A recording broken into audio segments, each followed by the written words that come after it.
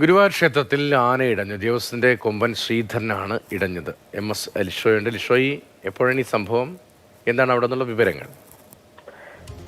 അല്പസമയം മുമ്പാണ് ഈ സംഭവം ഉണ്ടായത്. വിളക്കെഴുന്നള്ളിപ്പുമായി ബന്ധപ്പെട്ട ചടങ്ങുകൾ ക്ഷേത്രത്തിൽ നടക്കുകയായിരുന്നു.